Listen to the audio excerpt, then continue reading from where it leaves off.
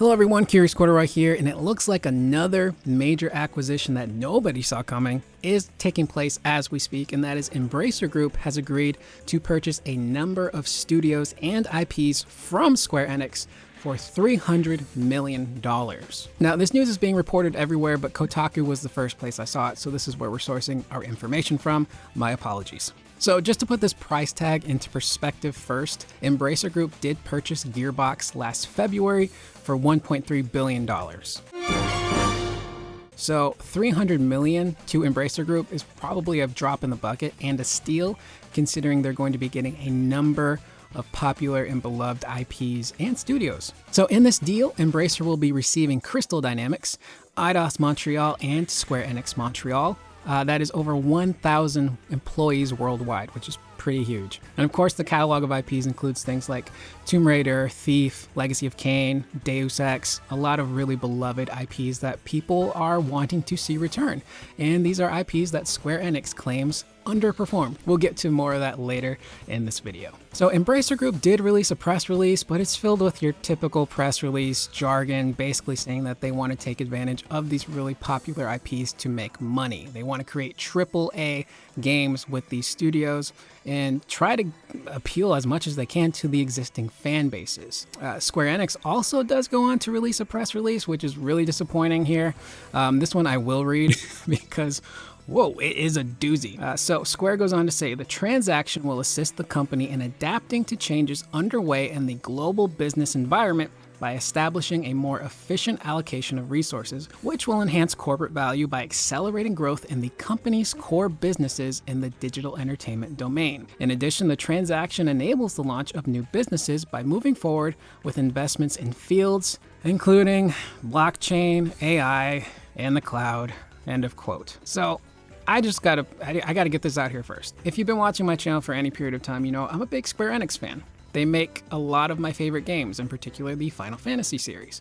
However, I can be fully transparent here and acknowledge that the Square Enix of today is not the Squaresoft of old. They just aren't.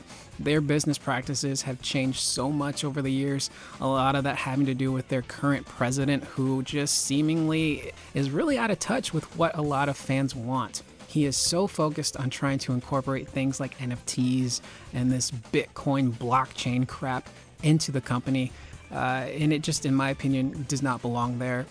This stuff doesn't have a place in gaming at all. That's just my personal opinion.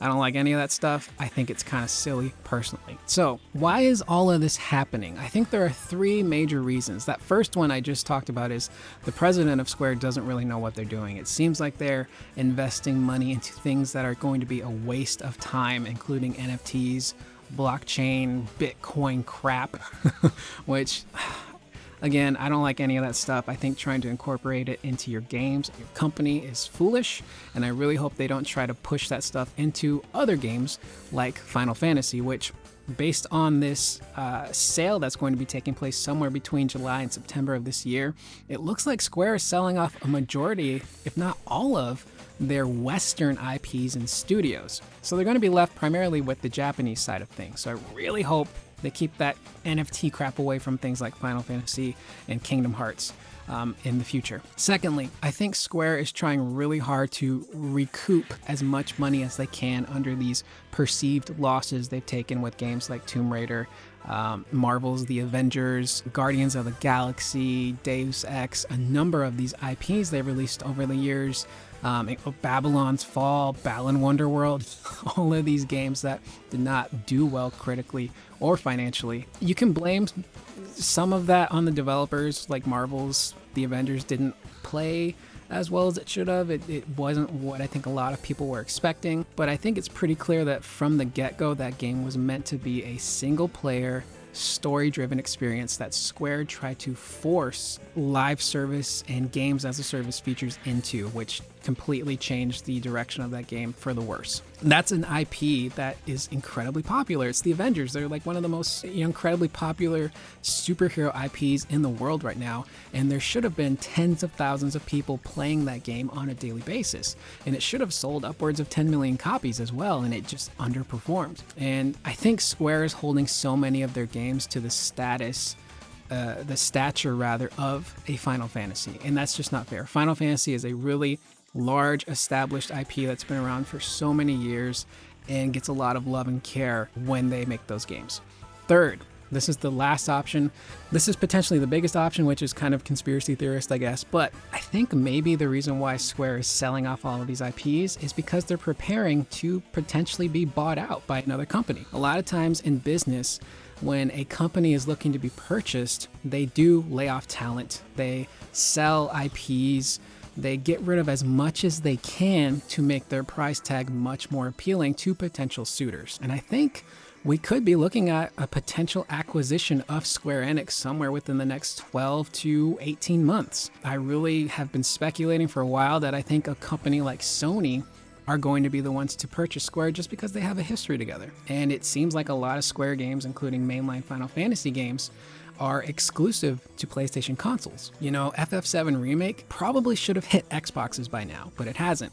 And why is that? You know, is Sony paying for exclusive rights behind the scenes that we don't know about? And that leads to, why keep buying the milk when you can just outright purchase the cow for Sony? So who knows, but that's the story. It's going to be interesting to see what happens in this next 12 to 16 months.